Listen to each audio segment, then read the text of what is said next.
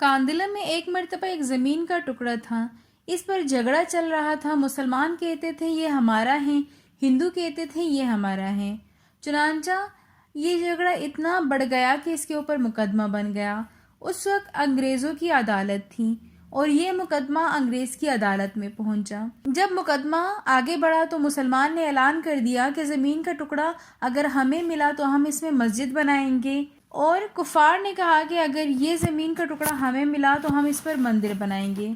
اب یہ بات دو لوگوں کی مختلف دین کے اندر بن گئی اور اس بات کے اوپر بہت زیادہ لڑائیاں ہونے لگیں۔ ایک طرف مسلمان تھے اور ایک طرف ہندو تھے، اور مقدمہ بھی ایک خاص نوعیت کا بن گیا تھا کہ اس بات کے اندر بہت زیادہ خانہ جنگی بھی ہو سکتی تھی۔ لوگ بھی بڑے حیران تھے کہ اس مقدمے کا نتیجہ کیا نکلے گا۔ انگریز جج تھا، وہ بھی بہت پریشان تھا کہ اس میں کوئی صلح صفائی کا پہلو نکلے، کہ ایسا نہ ہو کہ بات بہت بڑھ جائے اور لوگوں کے اندر انتشار نہ پھیل جائے۔ تو جج نے مقدمہ سننے کے بجائے ایک تجویز پیش کی کہ کیا کوئی ایسی صورت ہو سکتی ہے کہ آپ لوگ آپس میں بیٹھ کر بات چیت کے ذریعے اس مسئلے کا حل نکال دیں۔ تو ہندوؤں نے ایک تجویز پیش کی، انہوں نے ایک شخص کا نام بتلایا کہ اگر وہ مسلمان شخص آ کر اس زمین کے متعلق گواہی دیں تو انہوں نے جس کے متعلق گواہی دے دی ہم وہی کریں گے۔ مسلمان اس بات پر بڑے خوش تھے کہ اب تو جو مسلمان آئے گا تو ظاہر ہے وہ مسجد کے حق میں ہی بات کرے گا۔ چنانچہ جب اگلی پیشی آئی اور جو ہندوؤں نے جس مسلمان کا نام دیا تھا اس کا نام تھا مفتی الہی بخش کاندلی رحمۃ اللہ علیہ، جو کہ شاہ عبدالعزیز کے شاگردوں میں سے تھے، اور اللہ نے ان کو بڑی سچی زندگی عطا فرمائی تھی۔ مسلمانوں نے دیکھا کہ مفتی صاحب تشریف لائیں تو وہ سوچ رہے تھے کہ مفتی صاحب تو مسجد کی بات ضرور کریں گے۔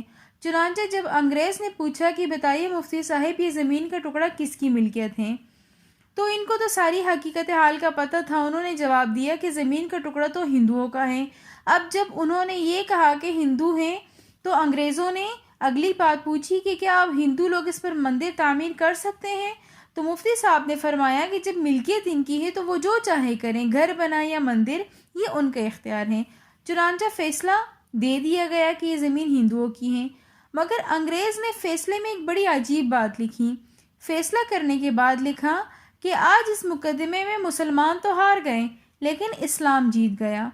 جب انگریز نے یہ بات کہی تو اس وقت ہندوؤں نے کہا کہ آپ نے تو فیصلہ دے دیا، اب ہماری بات بھی سن لیجئے، ہم اسی وقت کلمہ پڑھ کر مسلمان ہوتے ہیں، کیونکہ ہماری عقل تو یہی کہہ رہی تھی کہ یہ بندہ مسجد کے حق میں بات کرے گا اور ہم اس کو بیس بنا کر اسلام کو اور مسلمانوں کو بدنام کریں گے، لیکن یہ بندہ اس حد تک سچا نکلا کہ اس نے سچ بولا، اور سچے پروردگار نے اس جگہ کو ان کافروں کے لیے بھی اسلام کا ذریعہ بنایا، اور انہوں نے فیصلہ کیا کہ ہم اس جگہ پر مسجد بنائیں گے۔ لہٰذا کئی مرتبہ ہمیں معاملات کے اندر ایسے لگتا ہے کہ جھوٹ بولنا ایک آسان راستہ ہے، لیکن دراصل جھوٹ بولنا آسان راستہ نہیں ہوتا، یہ کانٹوں بھرا راستہ ہے۔ جھوٹے سے اللہ تعالیٰ نفرت کرتے ہیں اور انسانوں کے دل میں بھی اس انسان کی نفرت پیدا ہو جاتی ہے۔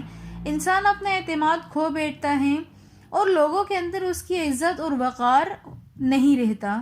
ایک جھوٹ کو بولنے کے لیے کئی جھوٹ بولنے پڑتے ہیں، لہٰذا جھوٹی زندگی گزارنے کے بجائے سچی زندگی کو اختیار کیجیے، اس پر اللہ پاک بھی آپ سے خوش ہوں گے اور آپ کی مدد فرمائیں گے۔